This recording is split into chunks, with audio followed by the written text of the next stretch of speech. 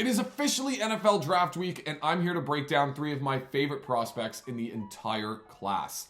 Those of you who have been watching my videos throughout this entire process know that I love guys like Jordan Tyson and Sonny Styles, but as projected top 10 picks, it's really hard to call them my guys when they are so well liked across the entire NFL community. The guys that I'm going to be breaking down on film today each have their own set of flaws, whether that's their size, their skill sets, or their age, but I am confident after breaking down a ton of their games on film that each one is guaranteed to be a hit and a top tier level starter at the NFL level. A pass catcher who should absolutely be a first round pick is Texas A&M wide receiver KC Concepcion.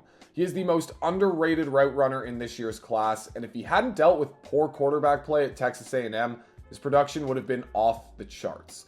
He was slightly undersized for a receiver who lined up outside on 65.3% of his snaps, but that did not stop him from winning every route in the tree. According to Matt Harmon's reception perception charts, Concepcion finished in the upper echelon of receivers no matter what he ran. Look at all of those greens. The 6-foot, 196-pound receiver jumps off the page with high-end speed and movement skills. He's got a solid release package and can win at the top of routes with quick jab steps to create separation. He profiles as a slot or Z receiver who can be moved across the formation and in motion at the NFL level to beat both man and zone coverage. And his athleticism gives him an opportunity to win after the catch on every down. He doesn't necessarily have elite top end speed running in the 4.4s, but his short area quickness and agility is reminiscent of Zay Flowers when he was coming out of Boston College. Concepcion also has experience returning punts, where he excelled in 2025, leading the SEC with 25 returns and 2 touchdowns.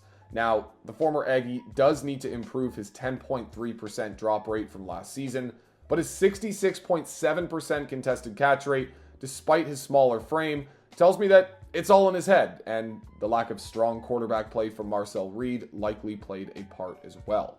In my opinion, Concepcion is a less polished Makai Lemon, who actually has better athletic traits and is my wide receiver 4 in this draft class. One of the top tier pass rushers in this year's class is Miami edge Akheem Mesidor, who was the most dominant pass rusher in college football last season, even more so than his teammate Ruben Bain Jr., who is likely getting picked in the top 10. The Ottawa, Ontario native was amongst the FBS leaders in numerous pass rushing categories with 67 pressures and 12.5 sacks. Against true pass sets, his 44 pressures were tied for 3rd in the nation, while his 36.6% pass rush win rate was 7th best. What I found most impressive for Mesidor was that so much of his production came in the college football playoff, when Miami went up against Texas A&M, Ohio State, Ole Miss, and Indiana, and he recorded 5.5 sacks during that stretch. Elite pass rushers are meant to be closers in big games, and that's exactly what Mesidor was for the Hurricanes in 2025.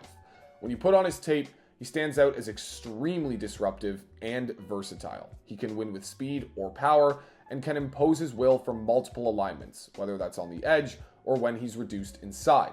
I could see him playing outside the tackle in a 4-3 defensive scheme, or as a 5-tech defensive end or 4-eye in a 3-4 front. And he is no slouch against the run either. His numbers aren't quite as flashy, but a 2.9% missed tackle rate versus rushing plays is elite, and his 88.3 run defense grade from PFF ranked 3rd in the nation amongst edge defenders. He's strong enough to hold a firm edge when playing with the right technique, and his 52.5 career TFLs in college reinforces his ability to make plays. Now, the knock on Mesidor is that he turned 25 years old earlier this month. When he plays the first snap of his 2nd NFL contract, he will already be 30, and it's warranted to ask how much better he can become as a pro, considering he's a physically mature player. But the learning curve will be much flatter for Mesidor than most other rookies, and if you're a contender picking in the latter stages of round 1, and your team needs immediate pass rushing help, then taking the ready-made edge from Miami is a bet you should be willing to take. He was so dominant in the college football playoff against other future NFLers that it's actually a pretty safe bet. Mesidor will be a solid starter on day one. One of my favorite players in the 2026 NFL draft is Ohio State defensive tackle Kayden McDonald.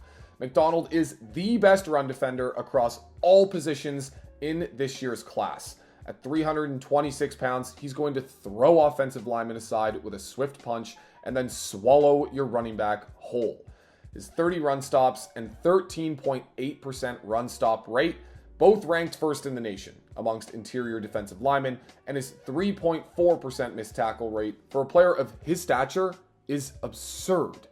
Because he's a nose tackle, McDonald isn't the kind of player you run to watch tape on. Instead, he's the player you find yourself suddenly paying attention to when watching Sonny Styles and Caleb Downs. He makes splash play after splash play against the run. He's so nimble for a player of his size. He plays with great leverage and has strong hands at the point of attack, often holding a very firm anchor against double teams, and his diagnosis of rushing concepts is top-notch.